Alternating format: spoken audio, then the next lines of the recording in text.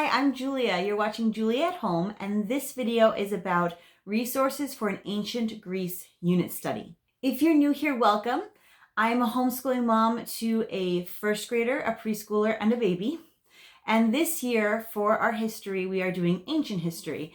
Now, generally, you will find a lot of Charlotte Mason and Montessori videos on this channel, but with history, I tend to follow a more classical model, and I'm trying to work through chronologically with my kids. So this year, as my daughter's in first grade, again, we're doing ancient history. We are using The Story of the World, Volume 1, as our spine, and then I am focusing on some areas such as ancient Rome, ancient Greece, ancient Egypt, and we are doing more of a unit on that. So this video is specifically about Greece. You will see some of the books and resources repeating themselves from my ancient Egypt video, but I wanted to make sure to put them in each video in case you're just looking for this topic. I don't want you to miss those awesome resources. So as usual, I'm going to start with the books. So I've already mentioned Story of the World, but I think it's worth mentioning again. We are using this as a spine and reading through. There are several chapters on ancient Greece. It actually starts with, we started with life in early Crete here. And some of them, there's some stuff in the middle. So sometimes I just keep going and read the stuff in the middle while we're doing the unit. Like in this case, I think I did that with the Medes and the Persians, and sometimes I skip around a little bit depending on our unit. But there's quite a few, including the Greek gods, the War of the Greeks, and ending with Alexander the Great. So I did all that within the context of our Greek unit. Note that Alexander was actually not Greek. He was, I believe, Macedonian.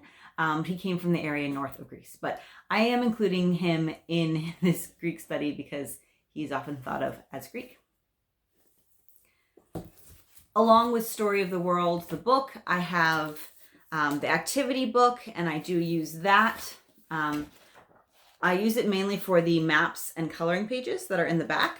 For example, here's a Spartan warrior that I copied, one for each child that I have that's drawing, and they would color this while I read Story of the World for them, and they really enjoy that. This activity book also has book suggestions to go along with Story of the World chapters and narration questions and all that. I talk about it in a little bit more detail in Ancient Egypt, so you can look at it there, but it's a good resource to get if you're doing Story of the World. I also have it on CD, and my kids have listened to it a little bit. Because I'm jumping around a little bit, I don't want to give away later chapters. We haven't listened to it too much, but they listened to some of the early ones. It's narrated by Jim Weiss, and they do enjoy that as well. How Children Lived has made an appearance in a couple other videos, and we used it again here, this time for ancient Greece.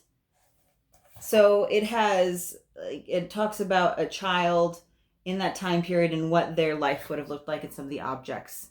So we just read it, and I leave it out usually on our unit study shelf to look at. So it's How Children Lived. 7 Wonders of the Ancient World actually has, I think, 2 Greek, might be 3 Greek wonders in here. The Temple of Artemis at Ephesus, the Statue of Zeus at Olympus. So we did read through, I'm having trouble finding the pages, but we did read through. It talks about those wonders and has pretty pictures of them. And what I love is it's pictures of what they would have looked like at the time. You know, so often we see ruins now, and it's hard to imagine sometimes what they would have looked like at the time. But here's a statue of Zeus at Olympia, which is where the first Olympics were held. So that's 7 Wonders of the Ancient World. I apologize for the glare. The sun's over there right now. It's kind of getting me. Then I always like to include mythology books. So we have Delaire's Book of Greek Myths. I loved this one as a child. This is actually my grandmother's copy, and she inscribed it for me. So it's extra special in that way. This is, I really like this at the beginning. Shows you kind of the hierarchy of gods. And it's got the Delaire pictures throughout, and it's just different, here, I'll show you the contents. It's got different stories for the major gods and then some minor gods. I'm peeking out from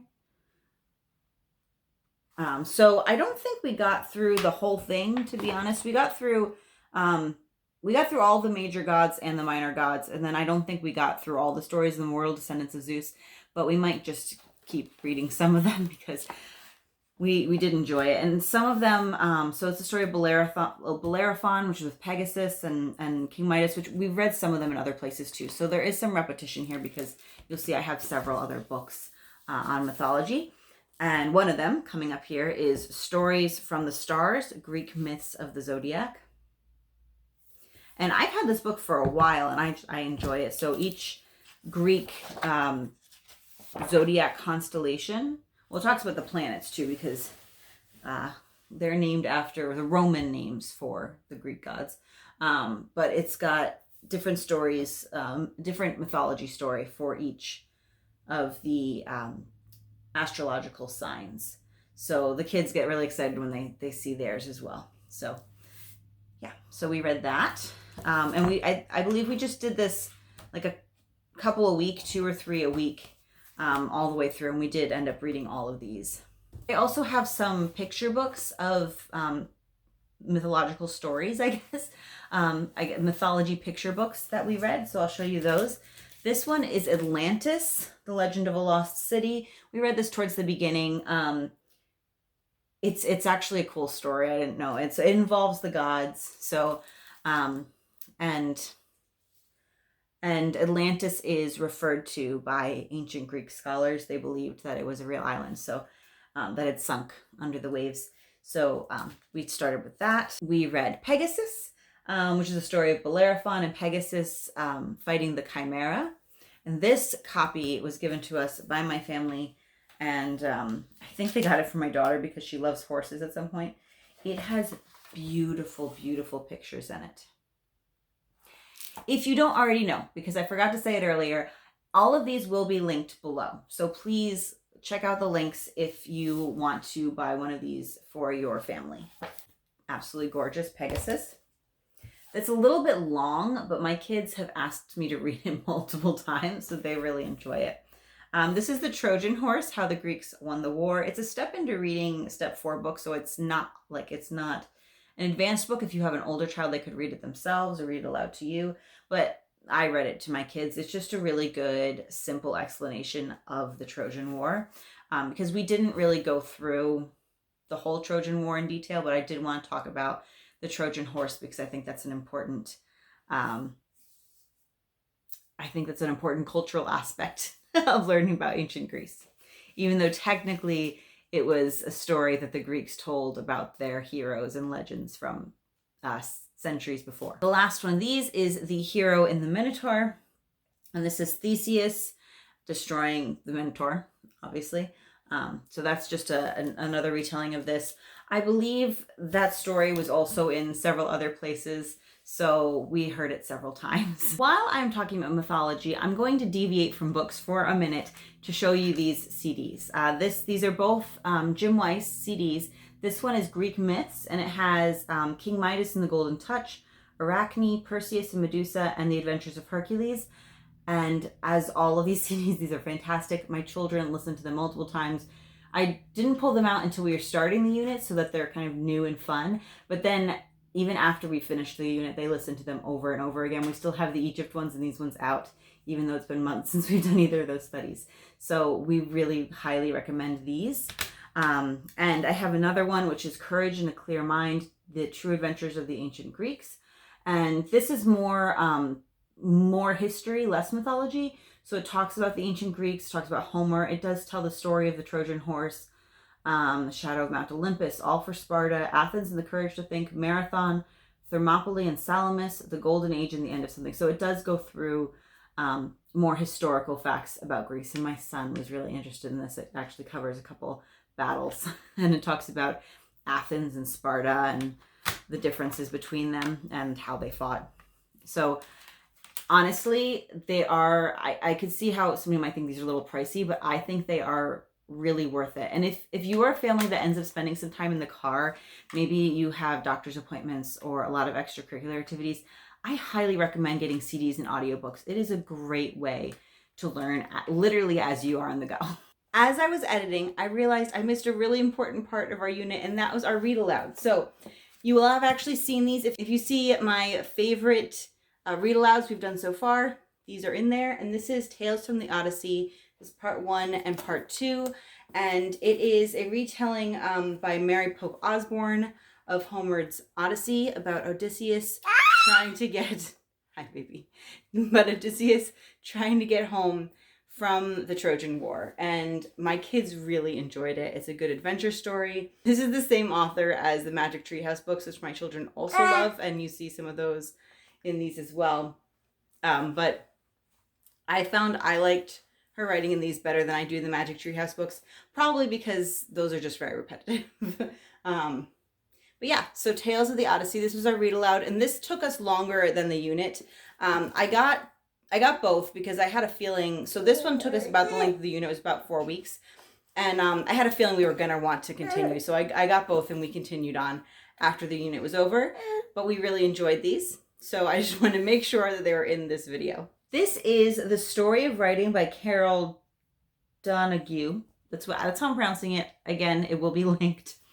I really enjoy this book. You can look at my Ancient Egypt video for a little more detail on some of the how it's laid out. This chapter we did for Ancient Greece is the first alphabet, and so it's not just on Ancient Greece, but it does because this is like the Phoenician alphabet and such, but it does talk about the Ancient Greek alphabet. There's not a specific separate chapter for Greece like there was for Egypt and hieroglyphs in here, but you can see like the Greek pottery and talking about the ancient Greek alphabet here. So we did read through this. This is Wonder Why Greeks Built Temples and Other Questions About Ancient Greece. So this is a general informational book for kids. It's not bad. It goes through who were the ancient Greeks, why did Greece grow bigger and bigger, was Greece one big happy country, where did the citizens take charge, where did the clock go drip drip. So it talks about a bunch of different aspects of ancient Greece. It's not it's told in very informational context. So we just read a little bit at a time. It's not what I would consider a living book, but sometimes it's fine to just have an informational book thrown in there, especially if you've already been inspired by some living books and you just want more information to round it out. So this is Wonder Why Greeks Built Temples. First of several You Wouldn't Want to Be books you will see in this video is You Wouldn't Want to Be a Slave in Ancient Greece. And this was pretty eye-opening because when learning about ancient Greece, I hadn't thought about them having slaves, and I don't know why not, but it was interesting. These books always start with a timeline, which I appreciate. And it's just this, they're captured by slave traders, this family, and it talks about what would happen to them and they're off the slave market. So this isn't a fun topic, right? Slavery, but it's told, they use the cartoons and the speech bubbles, so they kind of make it funny, and I don't think funny in like an offensive way. They're not making it seem like, oh, it was fine and fun to be a slave. They're just trying to convey history and what life was like for these people, but in a way that's more accessible for kids and not as depressing, I guess, to think about. My kids really enjoy these books more than I thought they would. So this is You Wouldn't Want to Be a Slave in Ancient Greece. I always try to include some historical figures. And so in this, I have Socrates, Wise Guy, The Life and Philosophy of Socrates. It's told in story form about Socrates. And then it has more information on the side. So if you had younger kids, you could just read the story form and they'd still get good information, but it just has more, it rounds it out on the side. So this does talk about gods.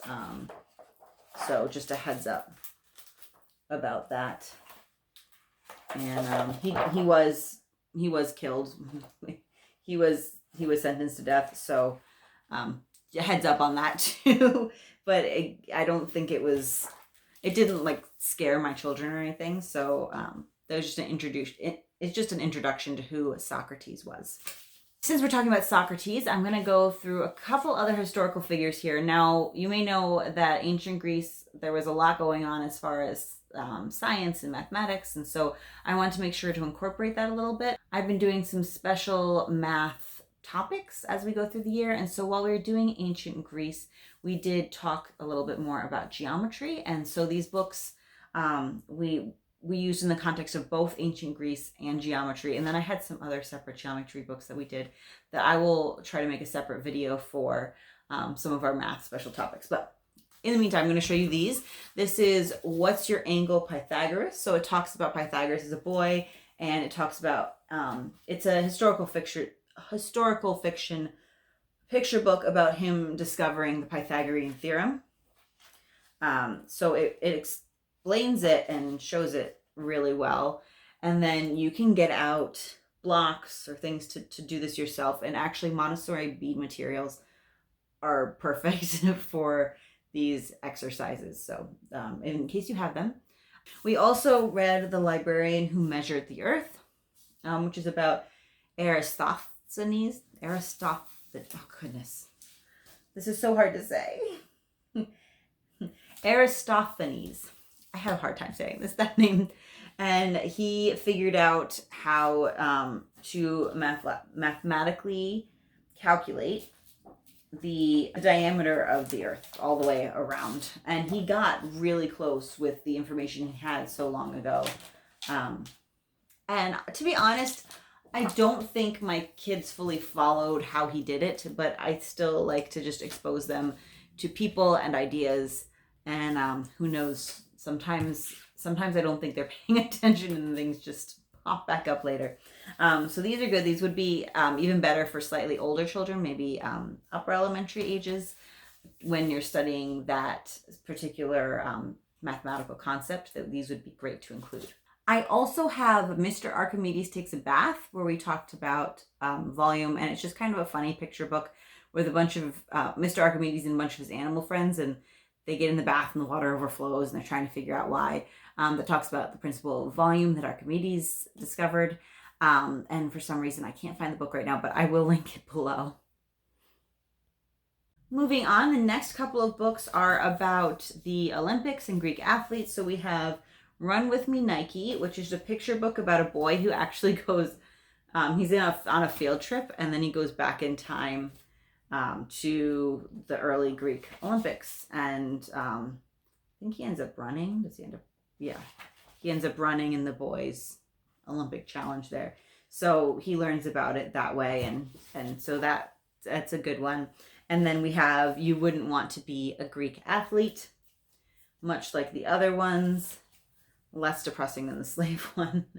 But talks about how they would have trained to compete and some of the different things. So they competed in the nude in many of these contests, and so they are shown in the nude, but I don't think they show anything that's offensive, or I don't think they show anything that someone would take offense to. But always look through things and make sure you're comfortable before showing your kids.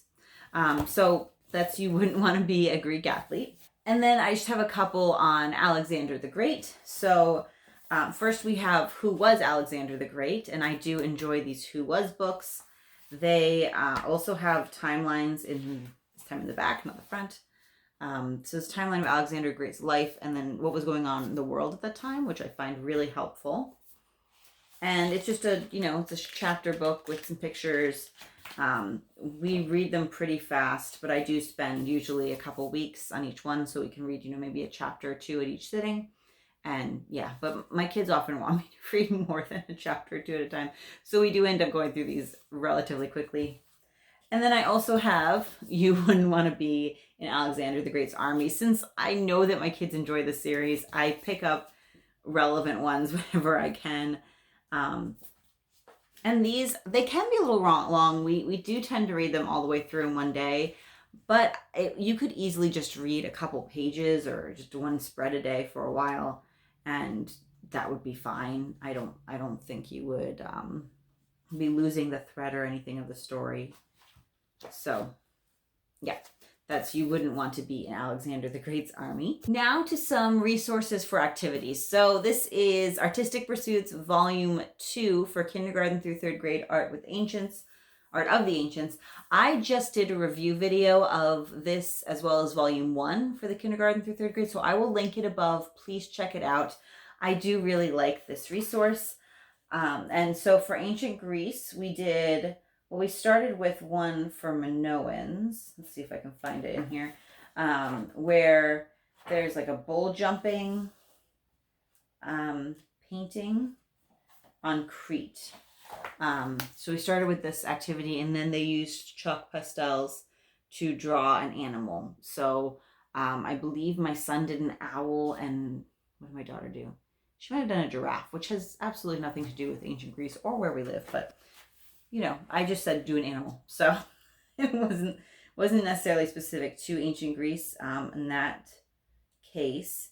They also have, I didn't get to this activity, I had meant to, but we just didn't, which is on pillars and making your own pillars.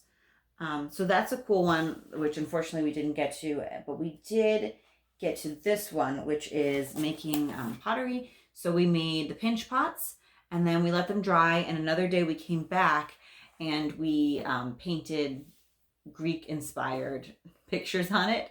I actually had a lot of fun doing this with my kids. I made some Greek pictures using, I used the picture in this book, and then in some other resources we had, just opened the page to some of the drawings and was inspired by that.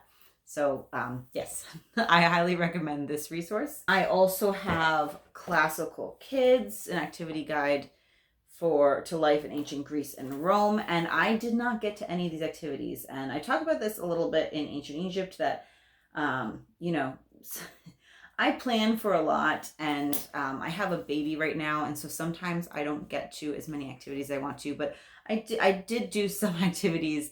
But if you're looking for an activity resource book, this is a great one. It has, I'm trying to see, so it has information. So there's dressing up Greek, where you can make Greek clothing. What else is in here? There's a stone pendant, and then it does have some eating Greek information, some recipes. So there's lots of different stuff in here, making a relief. So some of this is stuff that was in other resources I have, but you could just get this on its own, and it on its own could really round out your unit. I also have ancient science, same thing. I'm going to hold on to this for my kids are a little bit older, because they just would need a lot of hands-on help right now, and with being busy and the baby and everything, I wasn't ready to do them. But for ancient Greece, this is, I believe, making a water clock. They have making a stringed instrument. Let's see, I think this is about volume. Yeah, like a volume experiment, talking about Archimedes. So this one is about angles and the astrolabe. So there's a lot of really cool activities in here on ancient science. And I think for upper elementary kids, this would be really cool. Or if you have, you know, lower elementary kids, but you are able and willing to do more hands-on yourself and help them out more, then this is a really good resource. I'm holding on to it for when they're a bit older. And then I have food and cooking in ancient Greece. I also had the Egyptian version of this. And it has recipes that are inspired by ancient Greece and what they believe they ate. But it also has information on the food available. Ooh. Yeah. There we go. So we made some of these. I don't know if I made the barley cakes, but I made the tzatziki sauce, which we all really, really enjoyed. I made baked fish with feta. I think I made the honey glazed shrimp. Yeah. So we had a really good Greek meal. I think we all really enjoyed it, and it was stuff that I would make again. And then loads of great information in here as well. The final book I have is a poetry book, and it is Echo Echo, Reverso Poems about Greek Myths. And I had discovered this poet and these books when my daughter was really young. I think she might have been on Read Aloud Revival. These are fantastic. I don't know if you know about Reverso poems, but it's one poem that can be read two ways. So in this book, they have it written out for you both ways, but so it read this way, it means one thing, and then it's just flipped. The words are just flipped, and you know, or I guess the lines are, so each line is in the opposite. Yeah, so I'm not sure if I'm explaining this well, but it's reversed and it's really cool how it means different things. So this one has the poems for Greek myths. I believe she also has a fairy tale one, and she might have another one that I don't know of at the time, but this is so fun. And it tells you a little bit of information about the myth that she's talking about, or the characters. At the bottom, it's King Midas. So especially after reading the myths, this is really fun to go along with them. And it's an excellent addition if you're doing a poetry tea of any kind, or if you specifically want to do a Greek poetry tea or mythology poetry tea. So this is Echo Echo, and this is Marilyn Singer is the poet. Just a few things left. This is our 3D puzzle of the Parthenon, and it's a world's great architecture. I don't have the box anymore, but we built this together. Me and the kids worked together. It took us maybe 2 hours working together. It's, you know, there's some fiddly pieces in here, and you gotta stick it together. So it's not, you know, super sturdy. We're keeping it up high and not playing with it now so we can display it. But we enjoy doing these. I have a couple games here. Now, this is a Constellations memory game. These cards are gorgeous. So this is the back, right? So you flip it over, and then it's got, you know, it's got a lot of constellations that you may have heard of. Orion, oh, here's Scorpius. I think somebody put them together purposely. But then it has some others. Oh, well, these are all here. Cetus that you might not have heard of. So I hadn't heard of that one. But I really like the cards. They're pretty thick. The baby has chewed on them and they've survived. So that's a good sign as to their sturdiness. And we enjoyed playing this and this. And I think this is a great pairing with this. So you've got the story of the stars, stories to go along with some of the constellations, and then you have more. And there's also, we have an app, I should say my husband has an app on his phone where he can turn it on and see where the different constellation and different things in space are. When he points the phone at the sky, or even down below, we can see what's on the other side of the earth. So using that is really cool to do too, and seeing if you can find some of the constellations that we found. So just another tidbit there. It'd be fun. Those resources would also be fun to include in an astronomy study. Last but not least is Zeus on the Loose, and this is a math game actually. It says for ages 8 and up, and again, my daughter turned 7 in December, so it was actually after we did our Greek study, and my son is currently 4, and so they were able to play this. I think my son needs a little bit more help, but basically there are number cards, and there are God cards, and the gods have different abilities, but it's an adding up to 100 game, and I won't explain all the rules, but you add as you go, and things move really fast, and different people get Zeus based on what's happening, and you want to be the one that ends up with Zeus when the pile hits or goes past 100. So it's super fun. I think it's like one of my husband's favorites that we've played recently. So it's fun for ancient Greece because it has the gods and you're getting Zeus, but it's also a really good math game. As usual, I put out our books and resources on our unit study shelves. It has the CD player there so my kids can listen to the CDs and other CDs as well. I don't just limit them to what's in the unit study. And I like to try to display things nicely. It does evolve over our unit as we add some of our projects and I move some of the books around a little bit. But that is our ancient Greece unit. And we also, of course, continued our timeline. So we added some of historical figures and dates on our timeline, such as the first Olympics and Alexander the Great. If you've gotten this far in the video, I really hope you liked it. So please hit that thumbs up button and make sure to subscribe if you haven't already so you don't miss more videos.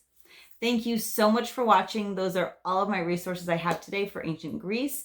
Keep an eye out for more resources. We are starting our ancient China study actually this week as I am speaking. And then we'll be diving into a longer unit on ancient Rome for history. But I also have some science units coming up and some other fun things. So stay tuned and I will talk to you later.